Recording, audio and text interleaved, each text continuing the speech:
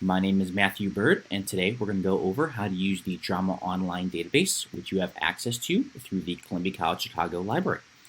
Drama Online is an excellent resource for drama and literature students to look at information about things like plays, playwrights, kind of things of that nature. If you have a specific kind of search term in mind, you just go ahead and put it in the search bar here, and you'll get your initial list of results. If you want to refine those results along the side here, you can refine it by kind of putting in a date range, specific playwright, specific content type, specific plays even, genre and forms, the period it was first performed, themes, practice subject, and on and on and on. Once you get a result that you're particularly interested in or you think kind of matches what you're looking for, you just go ahead and click on it.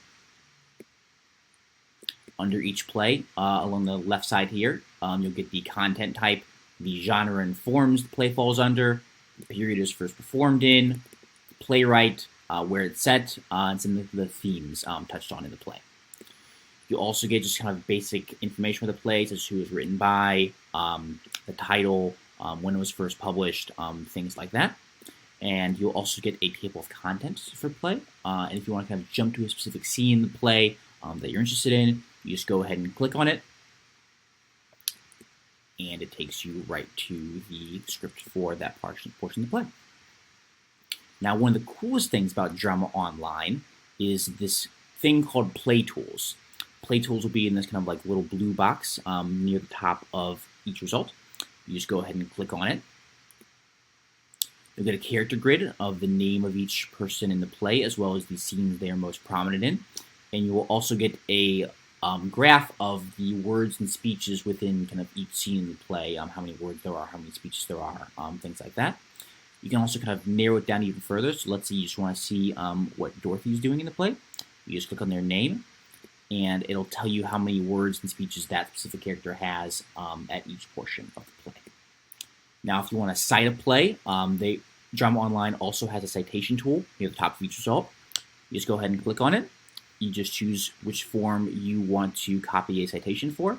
Click Copy to Clipboard, and you have your citation. As always make sure to check these citations against the kind of actual guide for each citation type in case the citation tool makes any mistakes.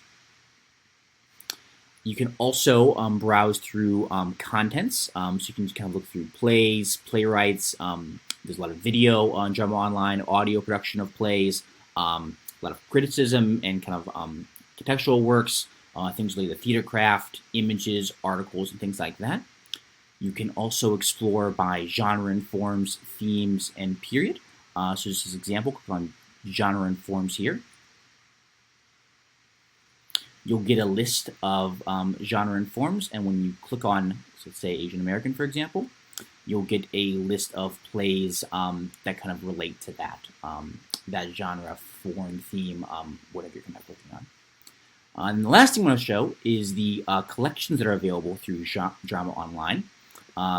Several of these are kind of really excellent, and you should definitely check them out, but the one we want to highlight today is the LA Theater Works, which contains over 400 professionally recorded audio plays, several of them from kind of leading U.S. playwrights. You can explore the collection here, and there's some examples here on kind of the main page. So as for an example, we have Awake and Sing. And there is a kind of MP3 recording of the entire play. You just click on any scene you want, press play, and the audio recording of the play begins to kind of play for you. That's all we have for you today. Hope you found this video enjoyable, and hope you have a great rest of your day.